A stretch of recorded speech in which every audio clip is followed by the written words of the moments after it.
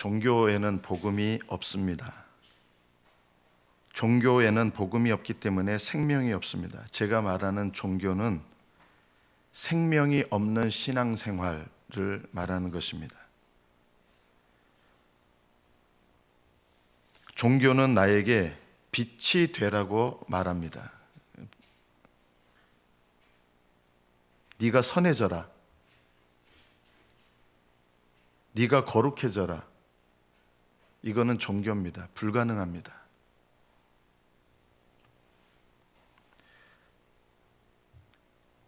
저는 어려서 불교 가정에서 태어나서 자연스럽게 모태신앙이 자연스럽게 기독교 신앙을 갖는 것처럼 저는 자연스럽게 불교 신앙을 가졌습니다.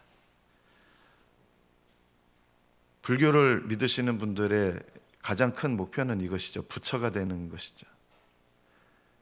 부처가 되지 못하거든요. 그러니까 하나를 또 만들어냅니다. 그게 뭐냐면요, 공덕을 쌓으라는 겁니다. 이런 것들이 종교의 모습입니다. 그런데 이런 모습이 교회, 기독교 안에도 똑같이 있습니다.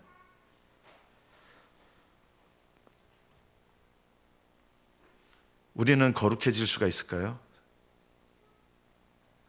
목사님 맨날 거룩해져야 됩니다. 거룩함을 추구해야 됩니다. 하는데 거룩해질 수 있을까요? 우리는 선해질 수 있을까요? 빛이 될 수 있을까요? 문제는 내가 빛이 될 수가 없다는 것입니다.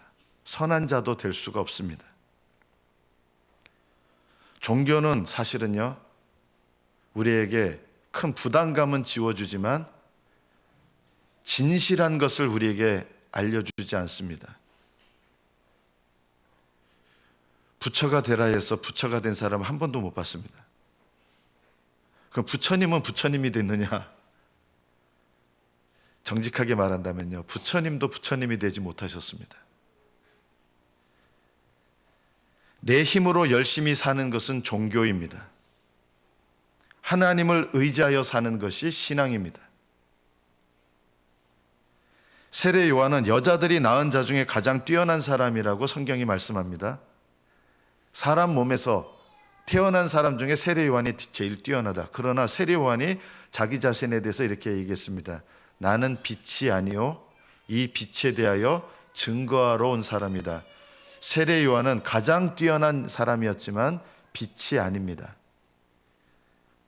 그래서 우리가 빛이 되라고 하는 것은 좋아 보일지 모르지만 불가능한 이야기입니다.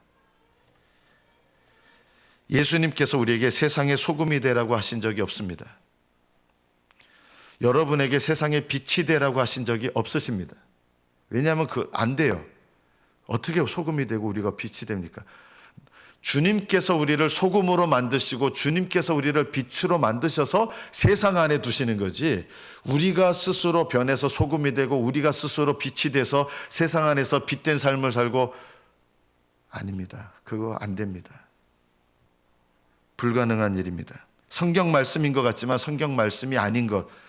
이거 당연히 성경 말씀이라고 생각했는데 성경 말씀이 아닌 게 세상에 빛이 되어라, 소금이 되어라. 이거는 성경 말씀이 아닙니다. 너희는 세상의 빛이다. 너희는 세상의 소금이다. 왜 그렇게 됐습니까? 우리가 소금으로 변화된 게 아니에요. 주님께서 우리를 빛으로 만드셨고 우리를 소금으로 만드신 거예요. 왜요? 주님께서 우리 안에 계시고 우리를 하나님의 자녀로 삼으셨기 때문입니다. 우리는 하나님의 자녀가 돼서 이 세상 가운데서 복음의 빛을 나타내는 자가 되는 거지, 우리가 하나님의 자녀로 바뀌어져 가는 게 아닙니다. 기도 생활의 본질은 하나님을 의지하여 살아가는 것입니다. 그런데 종교에 속한 기도 생활은 비슷해 보이는데 다릅니다. 기도 생활 자체를 의지하게 만듭니다. 지난 동안을 돌아보면요, 기도는 하나님을 의지하는 거잖아요. 그런데 하나님을 의지하는 게 기도인데 내가 드린 기도를 의지하는 경우가 의외로 많습니다. 이거는 종교에 속한 기도 생활이 됩니다. 내가 드린 기도 자체를 의지하면 안 됩니다. 우리는 기도를 통해서 하나님을 의지하여 살아가는 것입니다. 이 둘은 비슷한 것 같은데 전혀 다릅니다. 저도 지금까지 살아오면서 많은 죄의 고백을 했습니다. 신앙에 속한 죄의 고백은 뭡니까? 죄를 고백하면서 이 죄를 용서하시는 주님을 의지하는 것입니다. 십자가를 의지하는 겁니다. 그런데 종교에 속한 죄의 고백은 죄 고백 자체를 의지하게 만듭니다. 여러분, 이게 똑같은 거 아닙니까? 전혀 다릅니다. 신앙적인 죄의 고백은 그 고백을 통하여 내 죄를 씻으시고 용서하시는 주님을 의지합니다. 종교적인 죄의 고백은 죄 고백 자체를 의지해서 내가 그 고백했다는 그 고백 때문에 내가 위안을 삼고 뭔가 이 평안함을 얻으려고 하는 것, 이것은 종교에 속한 죄의 고백입니다. 여러분이 혹시 주님께 죄를 계속적으로 고백하고 있는데 내 마음속에 하나님 주시는 평강이 없다 그러면 내가 어떤 죄의 고백을 하고 있는가 진지하게 돌아볼 필요가 있습니다. 종교에 속한 죄의 고백, 죄 고백 자체를 의지하는 그런 고백을 하고 있는 게 아닌가. 죄 고백의 본질은 내 죄를 용서하시고 사하시는 주님께 나아가서 주님을 의지하는 거거든요. 여러분, 저에게서 이런 말씀을 자주 들었을 겁니다. 날마다 자기를 부인하십시오. 근데 자기를 부인하는 것도 종교에 속한 자기 부인이 있습니다. 이건 뭐냐면 하나님의 은혜가 없는데 그냥 내 스스로 나를 부인하려고 애를 쓰는 거예요. 이거는 어떻게 보면요, 불교하고 굉장히 가깝지 않습니까? 이거는 불교입니다. 주님께서 하라고 하신 자기 부인은 이런 불교적인 자기 부인이 아니라 자기 부인을 통해서 누구를 의지하라는 겁니까? 주님만 의지하고 주님께만 영광 돌리고, 이것이 자기 부인의 본질입니다. 그래서 예수님을 모르시는 분들은 자기 부인을 할 수가 없습니다. 한다 해도 그것은 성경이 말씀하는, 예수님이 말씀하신 자기 부인하고 전혀 상관이 없습니다. 자기 부인은 나를 부인하고 오직 주님만을 높이고 주님께 영광 돌리는 거예요. 나에게 영광 돌리는 게 아니라 주님께 영광 돌리는 거. 나를 의지하여 사는 그런 신앙생활이 아니라 주님을 의지하는 것. 이게 자기 부인입니다. 내 마음대로 결정하는 것이 아니라 주님 뜻을 따라 결정하는 것. 그래서 자기 부인은 내 결정권을 주님께 넘겨드리고 주님께서 내게 결정하시는 대로 내가 순종하는 것입니다. 예수님은 참 빛으로 이 세상에 오셨습니다. 요한복음 12장 46절에 보면 나는 빛으로 세상에 왔나니 무릇 나를 믿는 자로 어둠에 거하지 않게 하려 함이라. 우리는 어둠이에요, 원래요. 근데 이 어둠에게 이 세상의 종교들의 공통점이 있어요. 너는 빛이 되라. 안 됩니다.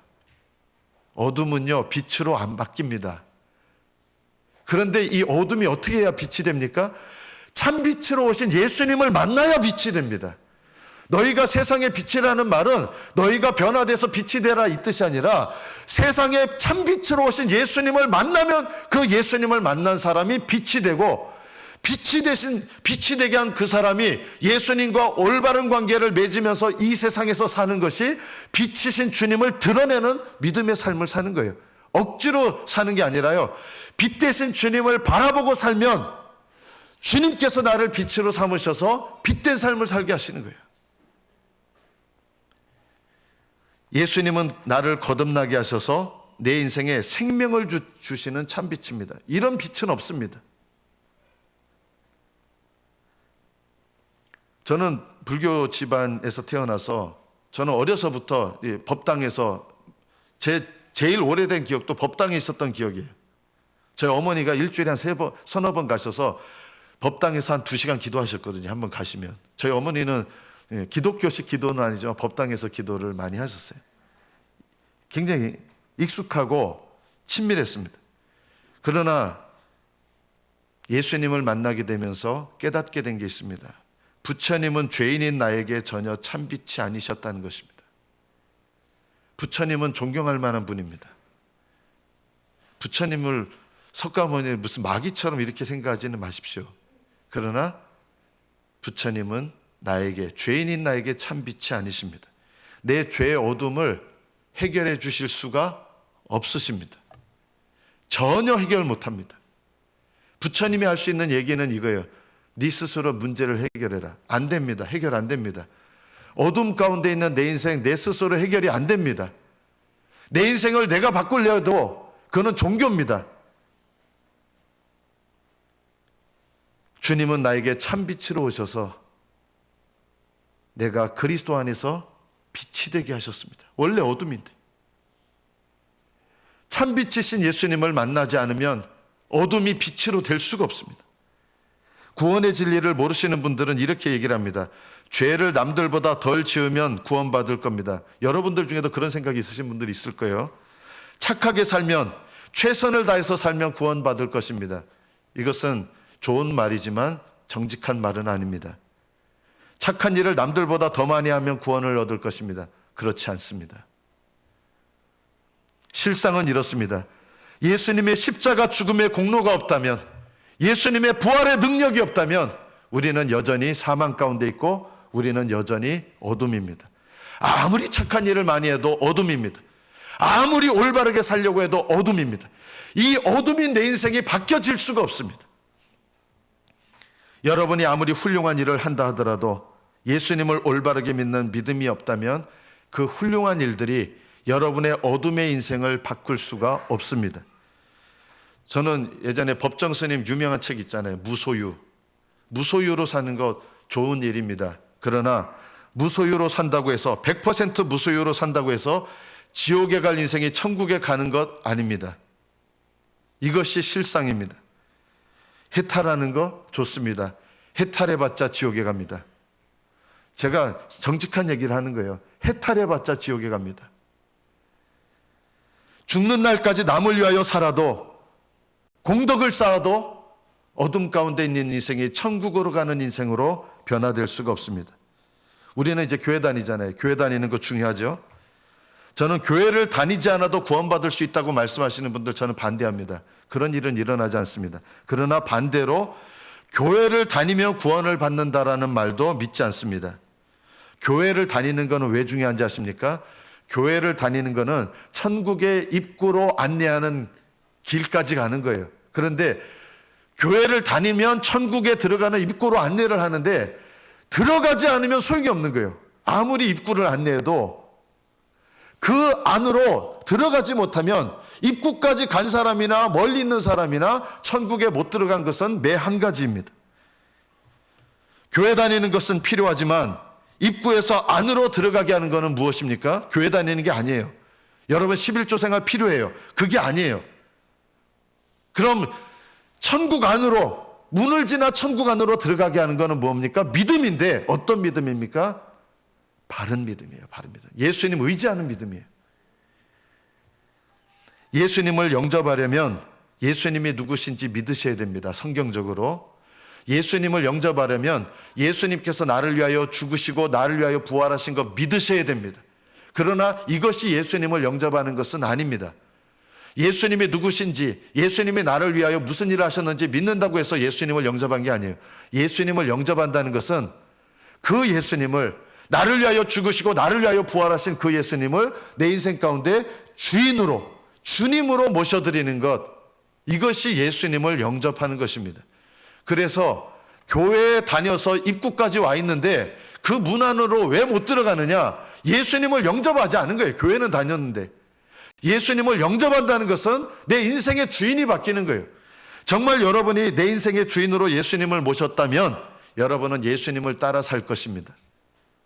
교회는 다니지만 예수님을 주인으로 영접하지 않았다면 여러분은 내 마음대로 살아갈 것입니다.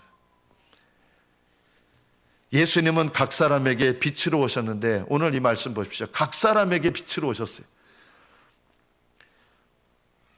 아내가 천국 간다고 나도 치맛자락 붙잡고 천국 가는 거 아닙니다. 각 사람에게 빛을 비춰주시고 각 사람이 그 빛을 봐야 되고 각 사람이 그 빛을 받아들여야 됩니다. 요한복음 1장 12절에 보면 영접한 자, 그 이름을 믿는 자들에게는 하나님의 자녀가 되는 권세를 주셨다 그랬어요. 예수님을 여러분이 진짜 영접했는가? 그거를 알 수 있는 또 다른 성경 말씀은 예수님을 영접한 사람은 그 이름을 믿는다라고 하는 것입니다. 다시 한번 말씀드립니다. 예수님을 진정으로 영접한 사람은 예수님의 이름을 믿습니다. 그러면 예수님의 이름을 믿는다는 말은 무슨 의미입니까? 예수님의 이름을 믿는다는 말은 예수님이 누구시고 구원자시고 하나님 아들이시고 이런 걸 믿는다는 의미가 아니라요. 예수님의 이름이라는 말은 나에게 나타나신 예수님이에요. 그 이름대로 나에게 인격적으로 찾아오신 예수님. 예수님의 이름이라는 말은 구원자잖아요. 구원자로 예수님이 나에게 오셨어요. 내가 예수님을 내가 개인적으로 인격적으로 만났어요. 그러면 예수님의 이름이 나에게 계시된 거예요. 그래서 나는 예수님의 이름을 아는 자가 되는 거예요.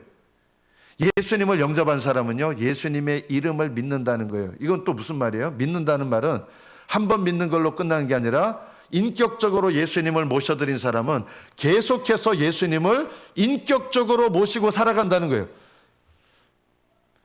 정말 예수님을 영접했으면 그걸로 끝나는 게 아니라 나의 모든 삶 속에서 하늘나라 가는 그날까지 인격적으로 예수님과 믿으면서 살아가는 거예요. 어떻게, 그게 뭐예요 도대체? 한마디로 말하면요, 주님과 친밀한 관계를 맺으며 살아가는 것, 이것이 예수님의 이름을 믿는 것입니다. 친밀한 관계를 살아가는. 하나님께서 여러분에게 가장 중요하게 여기시는 게 뭘까요? 하나님과 친밀한 관계를 맺는 것입니다. 여러분이 친밀한 관계를 모르는데 그냥 교회에서 헌금 생활 열심히 하는 거 필요하지만 친밀한 관계는 없는데 헌금 생활 열심히 하시고 봉사도 열심히 하는데 친밀한 관계는 없다 그러면 이거는 가장 중요한 것을 내가 잊어버리고 사는 것과 같습니다. 예수님의 이름을 믿는다는 것은 계속해서 내 삶 속에서 믿는 거예요. 인격적으로. 인격적으로 예수님을 믿는다는 것은 어떻게 믿는 거예요? 여러분의 삶에 찾아오는 일들을 살펴보십시오. 내 삶에 어떤 일이 일어나도 그 일을 통해서 나는 예수님을 알아가게 됩니다. 경험하게 됩니다. 이게 예수님의 이름을 믿는 거예요. 내게 일어난 일이 불행한 일 같고 힘든 일 같지만요, 예수님을 의지하는 사람은 그 일을 통해서 예수님을 경험하게 돼요. 이게 예수님을 믿는 사람에게 일어나는 일이에요. 예수님의 이름을 안다는 게 또 뭡니까? 어떤 일이 일어나도 그 일을 통해서 예수님께 실망하고 낙심하고 절망하고 그렇게 되는 게 아니라 예수님을 의지하는 거예요. 이게 예수님을 믿는 거예요. 여러분이 인격적으로 예수님을 믿는다는 것은 여러분의 삶에서 일어나게 하시고 허락하신 일들 속에서 그 일들을 통해서 내가 예수님을 알고 예수님을 의지하고 예수님께 순종하는 거예요. 그 일 속에서요. 이해가 안 되는 일이 일어났어요. 그 일 속에서 예수님을 의지하는 것이 믿음입니다. 여러분, 죽음이라고 하는 것, 저나 여러분 중에 우리는 나이가 많아도 죽음이 그렇게 현실적으로 와닿지 않습니다. 제 친구 목사님의 부인 사모님이죠. 사모님이 위암이 걸리셔서 위를 완전히 제거했습니다. 나중에는 이 12장 이 위도 있잖아요. 이게 위 역할을 하는 거예요. 위를 완전히 잘라냈습니다. 위암이 걸리셔가지고. 그런데 그 위암을 힘겹게 이겨냈는데 또 다른 종류의 암이 걸리고, 암이 2번 걸린 분은 제가 그렇게 많이 못 봤는데 암이 또 걸렸어요. 어떻게 되는지 아십니까? 처음에는, 지금은 이제 오랜 세월 속에서 극복하셨는데 무너져 내리는 거예요. 그전에는 죽음의 위협 앞에서도 믿음으로 주님 의지해야 됩니다, 이렇게 늘 말씀하고 사모님도 그러셨는데 막상 죽음에 가까운 암병을 2번을 겪으니까 삶이 무너져 내리는 것을 경험하는 거예요. 제가 어려서 자랐던 모교회 목사님, 담임 목사님 계시거든요. 정말 훌륭하신 분이십니다. 믿음도 훌륭하시고 사역도 정말 은혜롭게 잘하시는 분이십니다. 근데 사모님들이 목사님들보다 사모님이 암이 더 많이 걸리시는 것 같아요. 왜냐하면 스트레스를 받아서. 사모님이 또 자궁경부암이 걸리신 거예요. 현실적으로 그 암의 문제를 접하니까 그 목사님도 내가 지금까지 알아왔던 이 말씀하고 현실 속에서 하나님을 의지하는가고 괴리감을 느끼신 거예요.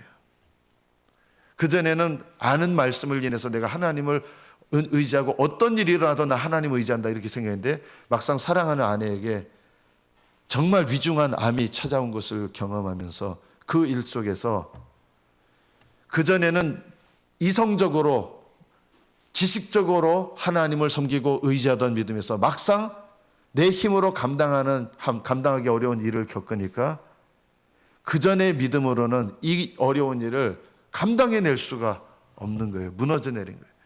저는 하나님께서 그런 일을 허락하셔서 거기서부터 다시 시작하게 하신다. 제 친한 친구 목사님도 부인의 2번의 암을 겪으면서 얼마나 죽음이 가까운지 현실적으로 느끼면서 거기에서부터 다시 하나님을 향한 진짜 믿음을 세우기 시작했고요. 그 목사님도 그 부인의 그 암을 통해서 현실적인 그 일이 내게 정말 찾아왔을 때 그 일 속에서 하나님을 알고 하나님을 의지하고 하나님께 순종하는 믿음을 새롭게 세우기 시작한 거예요. 그 이름을 믿는 자들에게는 하나님의 자녀가 되는 권세를 주셨다 할 때 이 믿음은 내 삶 속에서 하나님이 허락하시는 일들 속에서 하나님을 경험하고 의지하고 순종하는 것입니다. 하나님은 여러분에게 제일 중요하게 여기시는 게 뭐라고 했어요? 여러분 헌금 생활 이런 것도 필요한데요. 제일 중요하게 여기시는 것은 하나님과 친밀한 관계를 맺는 것입니다. 그래서 이것을 위해서 여러분에게 뜻하지 않은 일들도 허락하십니다. 어떤 분들에게는 오랫동안 잘 낫지 않는 병마를 허락하십니다. 그 연약함 속에서 하나님을 의지하는 것을 배우게 하십니다. 병마 속에서 하나님을 의지하면서 하나님과 친밀한 관계로 들어가는 것, 이것이 예수님의 이름을 아는 것입니다. 믿는 것입니다. 어떤 성도님들은 돈에 쪼들립니다. 남들은 돈 걱정 안 하는데 나는 맨날 돈에 쪼들려서 그 돈을 인해서 너무너무 힘들어요. 돈에 쪼들리는데 계속 해결이 안 돼요. 왜 계속해서 돈에 쪼들리는 그런 힘든 인생을 나에게 허락하십니까? 하나님께서 그 상황과 일을 허락하셔서 그 일 속에서 나로 하여금 하나님을 의지하는 믿음을 갖기 원하시기 때문이에요. 어떤 성도님들은 다른 문제는 별로 없는데 자녀 문제 때문에 너무너무 미칠 지경이 돼요. 왜 나를 사랑하시는데 하나님이 왜 나에게 이렇게 내가 내 힘으로 도저히 해결이 안 되는 이런 문제를 허락하셔서 자녀의 이 고통 속에서 하나님 왜 나한테 이런 힘든 일을 주세요? 난 너무 힘들어 죽겠는데 하나님이 내게 원하시는 게 뭐예요? 이 자녀의 고통을 통해서 하나님을 의지하게 하시고 하나님을 의지하면서 하나님을 알게 되고 경험하게 되고 하나님을 믿는 믿음, 예수님의 이름을 의지하는 믿음, 예수님의 이름을 믿는 믿음으로 들어가게 하시는 거예요. 하나님은 여러분에게 고통을 허락하십니다. 기억하십시오. 고통의 원인은 하나님이 아닙니다. 고통의 원인은 우리는 하나님이 원인이라고 생각하는데 내가 원인입니다. 내가 살아온 삶의 결론 때문에 허락하시는 거예요. 허락하신다는 말은 하나님 여러분에게 그 고통 주시는 거 기뻐하지 않습니다. 그 고통을 즐거워하지 않습니다. 여러분이 그 고통 때문에 힘들어하는 거 하나님 즐기시는 하나님이 아니세요. 그런데 왜 나한테 이렇게 견디기 힘든 고통을 주십니까? 그 고통을 통해서 내가 하나님을 의지하기를 원하시는 거예요. 그 고통 속에서 하나님을 찾기를 바라는 거예요. 그래야 하나님께 나와서 하나님과 친밀한 관계로 들어올 수가 있기 때문입니다. 이 친밀한 관계로 들어와야 이것이 믿음입니다. 여러분에게 이 믿음을 주시기 위해서 하나님은 여러분에게 내 삶의 결론인 고통을 허락하십니다. 어쩌면 우리는 이렇게 생각할 수 있습니다. 하나님, 제가 그렇게 고통을 겪지 않아도 하나님 날 사랑하시면 그런 고통 없이도 하나님과 친밀한 관계로 들어가면 되잖아요. 저는 지금까지 아무런 고통도 겪지 않으면서 행복하기만 하면서 하나님을 의지하시는 분들을 거의 본 적이 없습니다. 정직하게 말하면 한 명도 본 적이 없습니다. 아무런 고통도 겪지 않았는데 하나님을 자연스럽게 의지한다? 저는 그런 분을 본 적이 없습니다. 하나님을 누구보다 사랑했던 다윗조차도 20대 10년 넘게 날마다 생명이 경각에 달리는 고통 속에 살아야 됐습니다. 우리 안에 있는 죄성이요, 행복하기만 하면 우리가 하나님께 감사하느냐? 안 그렇더라고요. 우리 안에 있는 죄성은 고통이 없고 근심할 게 없고 행복하기만 하잖아요. 그러면 제일 먼저 하나님께 감사하는 게 아니라 어떻게 되느냐? 하나님을 잊어버리고 살게 되더라고요. 그렇죠? 하나님을 잊어버리고 살아요. 솔로몬은 삶의 여유가 생기니까 하나님을 의지하지 않고 그냥 행복한 인생을 즐겼습니다. 잠언서에 지혜를 쓴 사람이, 모든 지혜를 나타낸 사람이 솔로몬이잖아요. 그런 지혜를 다 썼는데도 결국은 삶이 행복해지니까, 염려할 게 없으니까 솔로몬은요, 영적으로 불행한 인생을 살았습니다. 나중에 다 늙은 다음에 이렇게 탄식합니다. 전도서 1장 1절 현대어 성경으로 제가 읽어보겠습니다. 전도자는 말한다. 자기 자신이죠. 모든 것이 헛되고 무가치하며 의미가 없으니 아무것도 소중한 것이 없구나. 사람이 평생 동안 수고하여 얻는 것이 무엇인가? 세대는 왔다가 가지만 세상은 변함이 없구나. 나 전도자는 예루살렘에서 이스라엘의 왕이 되어 정신을 집중하고 지혜를 모아 이 세상의 모든 일을 깊이 연구하고 살펴보았으니 하나님이 주신 인간의 운명은 괴롭고 고통스러운 것이다.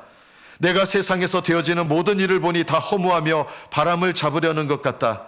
나는 혼자 이런 생각을 해보았다. 나는 나보다 먼저 예루살렘을 다스린 그 어떤 사람보다 더 위대하고 지혜로우며 많은 지혜와 지식을 쌓았다. 그 후에 내가 지혜와 미치는 것과 어리석음에 대하여 알고자 정신을 쏟았으나 이것이 역시 바람을 잡으려는 것임을 깨달았다. 나는 마음껏 즐기며 행복을 누리겠다고 생각하였으나 이것 역시 헛된 것이었다. 행복했는데 그 행복의 결과로 어떻게 됐는지 아십니까? 헛된 인생을 살았습니다. 하나님을 잊어버렸습니다. 오히려 전혀 행복하지 않았던 한 사람의 이야기가 있습니다.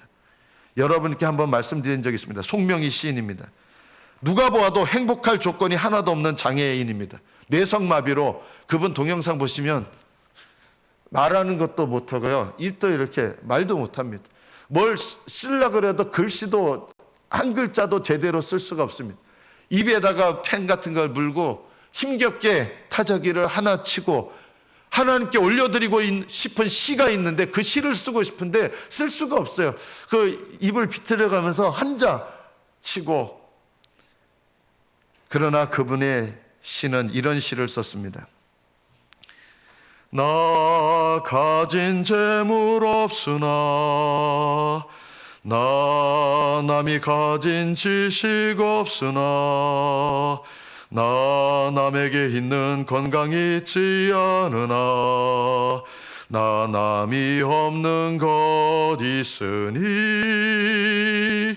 나 남이 못 본 것을 보았고 나 남이 듣지 못한 음성 들었고 나 남이 받지 못한 사랑 받았고 나 남이 모르는 거 깨달았네.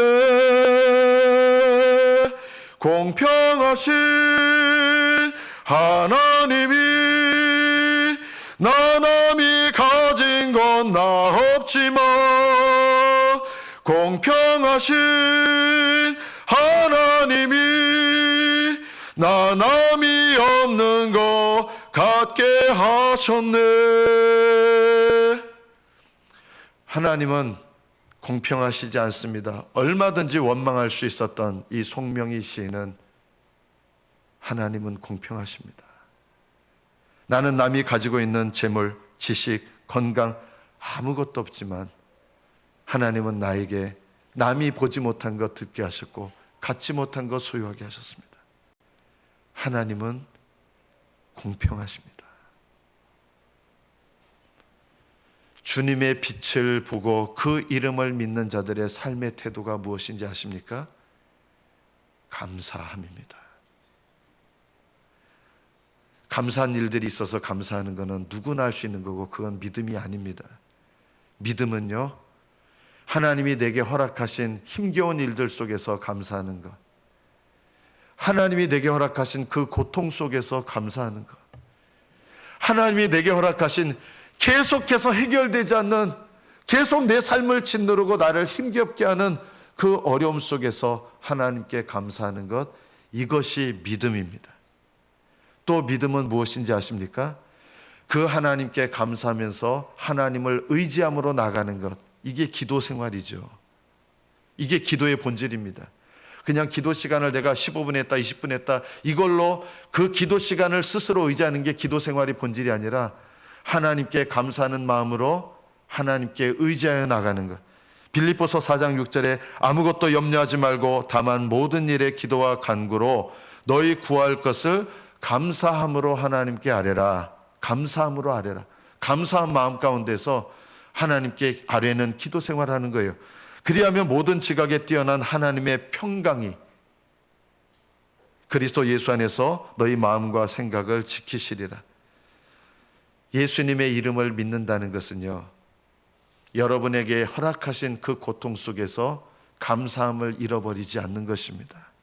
그리고 감사하는 마음 가운데서 모든 일에 기도와 간구로 하나님께 아뢰시고, 왜 안 이루어주세요? 이게 아니라 하나님께 아뢰시고 그 결과는 하나님께 맡기는 것입니다. 내가 하나님께 아뢰는데 내게 처한 것은 계속적으로 고통이 있어요.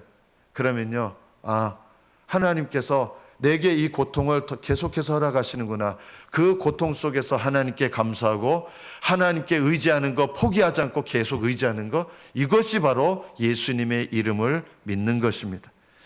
모든 일에 예수님을 의지하는 나의 신앙의 습관을 버리지 않는 것, 포기하지 않는 것, 이것이 바로 예수님의 이름을 믿는 것입니다. 저는 여러분들이 이 예수님을 의지하시는 기도의 습관을 가지시기를 축복합니다. 여러분의 삶 속에 꼭 15분 이상, 습관을 들이는 첫 시작을 꼭 15분 이상 들이시고요, 매일마다 들이십시오. 왜 5분은 안 되고 10분은 안 됩니까? 여러분 이빨이라 좀 천한 말이고, 이를 닦는데도 한 몇 분 닦아야 돼요? 한 3분 닦아야 되잖아요. 1분 닦으면 제대로 못 닦는 거잖아요. 그래서 이를 닦는 것도 3분을 닦으라고 권하는 것처럼 5분, 10분 이렇게 하나님께 시간을 구별해 가지고는 기도의 습관이 바르게 생기기가 어렵습니다. 거의 불가능합니다. 그래서 적어도 영적인 기도의 습관을 가지시려면 15분을 매일마다 하나님께 구별하십시오. 그런데요, 거기서 만족하시면 안 돼요. 기도하는 습관 자체에 여러분 만족하시면 안 되고, 기도의 본질이 뭐예요? 하나님을 의지하는 거잖아요. 그래서 하나님을 의지하는 기도 생활의 습관을 여러분이 정말 갖기를 원하시면 하루에 30분 구별하셔서 드리시는 거 하셔야 돼요. 30분. 기도 생활의 본질은 하나님을 의지하는 거잖아요. 하나님을 의지하는 기도 생활을 내가 하려고 한다면 하루에 30분 드려야 돼요. 이게 처음에 쉽지 않잖아요. 그래서 여러분 습관을 갖기 위해서는 15분을 구별하시고, 이게 어느 정도 21일 정도 되면 습관이 시작이 되는 거예요. 어떤 분들은 21일 작정 기도하고 그 다음에 끝! 작정 마쳤다 끝 하는데, 그렇게 작정하시는 게 아니고요, 21일 작정해야 우리 뇌와 몸이요, 이게 습관화되는 시작이 되는 거예요. 그래서 21일을 작정하고 끝 하는 게 아니라 거기서부터는 이제가 내가 습관화되는 시작이기 때문에 거기서부터는 내가 날마다 하기를 사모하는 거예요. 날마다 내가 기도하는 습관을 갖기 위해서 21일 작정을 하는 거예요. 이런 기도의 습관을 훈련해 보십시오. 15분부터 하시고, 그래도 조금 기도 생활 하신 분들은 30분을 하셔서 하나님을 의지하는 기도의 습관을 갖는 거예요. 그런데 하나님과 친밀한 기도의 본질은 하나님을 의지하면서 하나님과 친밀한 관계를 갖는 거잖아요. 하나님과 친밀한 관계를 내가 누리기를 내가 사모하는다 그러면 하루에 어느 정도 들이셔야 되는지 아세요? 1시간은 들이셔야 돼요. 기도의 습관으로서 기도의 습관을 가지려면 최소한 15분 정도 내가 기도가 되든 안 되든 기도의 자리에 붙어 계시고 습관화 들이세요. 21일 동안 포기하지 마시고 빠지지 마시고 쭉 해보십시오. 그러면 그것이 나에게 습관화되는 시작이 되는 거예요. 그걸 넘어서면 하나님을 의지하는 기도의 습관을 가지시려면 30분을 구별하십시오. 그리고 내가 하나님과 친밀한 관계를 날마다 누리기를 사모하시면 날마다 1시간을 하나님께 구별하여 드리는 이 기도의 습관을 가지시기를 가지십시오. 하다가 포기했어요. 안 됐어요. 그러면요, 우리 습관이 뭐예요? 낙심하는 습관이 있잖아요. 낙심하지 마세요. 포기하지 마세요. 다시 시작하세요. 그래서 하나님 앞에 다시 습관을 만드셔서 기도하는 습관을 계속 만드시고 15분에서 그리고 내가 하나님을 의지하는 습관을 갖겠다 하시면 30분을 구별하시고 내가 하나님과 친밀한 관계를 누리는 이 영적 습관을 갖겠다 하시면 내가 날마다 1시간을 하나님 앞에 구별하여 드리는 이 기도의 습관을 반드시 가지시기를 축복합니다. 하나님은 여러분이 이런 믿음의 발돋움을 하는 거 기뻐하십니다. 여러분의 삶 속에서 고통스러운 현실 속에서 하나님을 의지하는 거, 하나님 그걸 원하시는 거예요.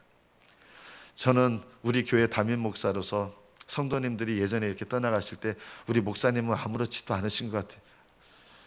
그렇게 보였는가 봐요. 안 그랬어요.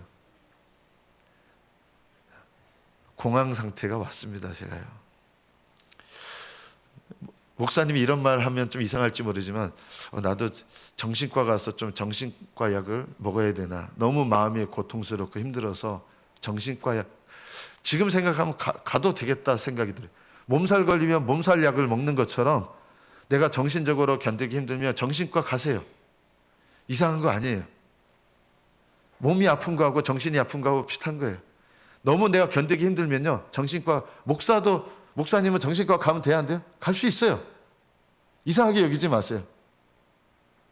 몸이 아프면 몸이 아픈 그 과에 가는 것처럼 마음이 아프면 마음이 아픈 곳에 가셔서 처방받을 수 있어요. 그러나 중요한 문제는 참빛으로 내 삶에 오시는 예수님을 의지하는 것, 이것이 가장 중요한 해결 방법입니다. 주님은 여러분 각 사람에게 참빛으로 오셨고 그리고 여전히 참빛으로 여러분을 기다리시고 여러분을 찾아오십니다. 여러분의 삶 속에서 참빛으로 비추시는데 여러분도 믿음으로 반응하시고 감사함으로 반응하시고 기도의 습관으로 반응하셔야 그 빛이 보이고 그 빛 가운데서 하나님 주시는 참된 평강을 누리게 됩니다. 여러분의 지금 삶 속에서 주님을 의지하십시오. 주님 도와주십니다. 주님 여러분 떠나지 않으시고요. 여러분 버리지 않으시고요. 하나님 나와 함께 하시는데 왜 내가 이렇게 힘들어요? 아니에요. 하나님이 여러분 사랑하시고 여러분과 함께 하시고 여러분 지켜주시고 그 어려운 고통의 현실 속에서 여러분을 붙드시고 인도하실 것입니다. 주님께 믿음으로 응답하셔서 주님께 나아가십시오. 의지하십시오. 예수님의 이름을 믿으십시오. 그 믿음 가운데 날마다 승리하시기를 축복합니다. 기도하겠습니다.